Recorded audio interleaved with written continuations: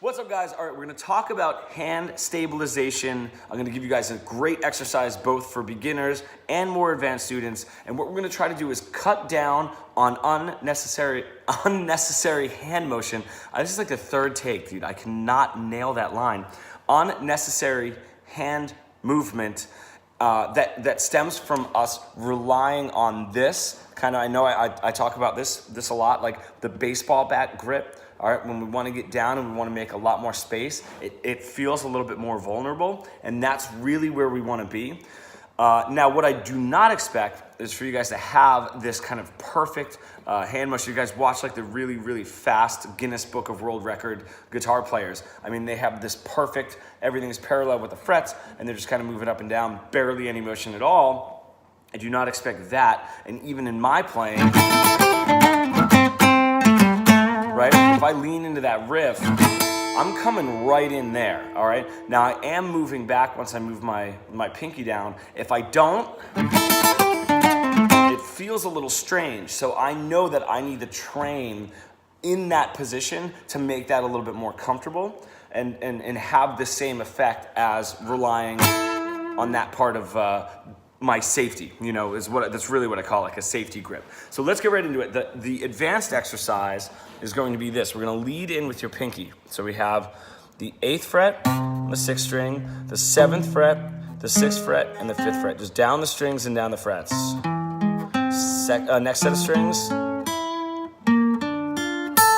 All right, so nice and easy.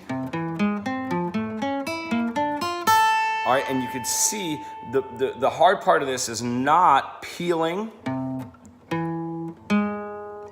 going back and then needing to jump ahead for the next set of strings, peeling back. Do your best to keep. It's also just a great exercise, a great finger exercise. Anyway, anything leading in with your pinky and your third finger is gonna be just an awesome strength and dexterity exercise. So I want you guys to try that. That is something I recommend doing after your warm up. And you can just see it's gonna keep your hand in that position, all right, and start getting you at least a little bit more comfortable, not having to lean back and use that safety down there.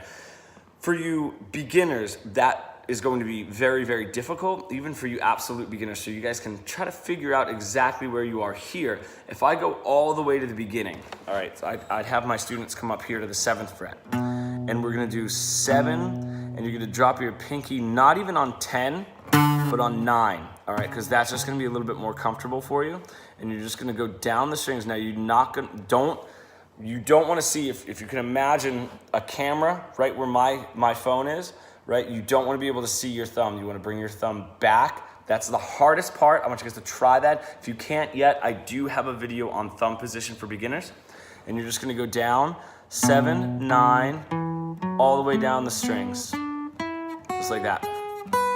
What you're gonna do is, same idea, you're not gonna use your first finger and then all the way out here and real uncomfortable and up and over for your pinky, and then back for your first finger, and then back. That's what we wanna cut away. You wanna find where that sits. So both your first finger and your pinky are as easy as possible.